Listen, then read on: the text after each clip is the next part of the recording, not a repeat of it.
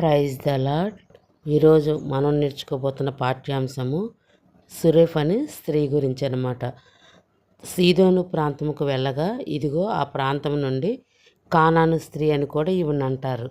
కానాను స్త్రీ ఒకటి వచ్చి, ప్రభువా, దావీదు కుమారుడా, నన్ను కరుణింపుము, నా కుమార్తె దెయ్యం పట్టి బహుగా బాధపడుచున్నది అని కేకలు వేయుచున్నది.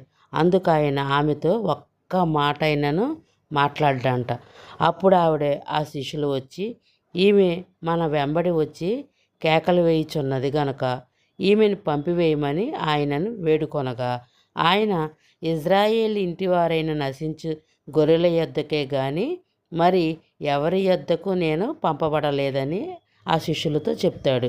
అందుకు ఆమె వచ్చి ఆయనను మ్రొక్కి, ప్రభువా, నాకు సహాయం చేయమని అడిగాను.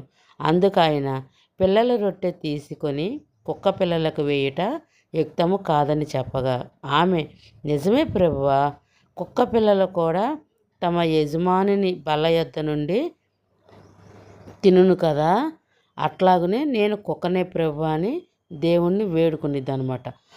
ఆ మాట తను అనంగానే యేసయ్యకి కూడా ఎంతో ఆశ్చర్యం వేసిద్దంట. ఇటువంటి విశ్వాసం నేను ఇజ్రాయేల్లో కూడా చూడలేదు, ఈవిడిలో చూశాను అని చెప్పి. ఈవిడి ఒక అన్య స్త్రీ అనమాట. అయినను అంతటి విశ్వాసము దేవుని యందు ఉంచి ఉన్నది. అప్పుడు అంటాడు, అమ్మా, నీ విశ్వాసం గొప్పది, నీవు కోరినట్లే అవునుగాక అని ఆమెతో చెప్పెను. ఆ గడియలోనే ఆమె కుమార్తె స్వస్థత నొందిదనమాట.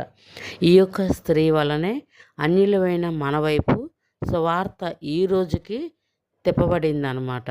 అర్థమైందా పిల్లలు?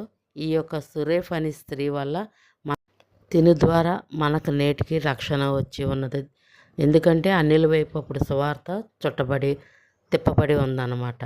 గాడ్ బ్లెస్ యూ పిల్లలు. ఈ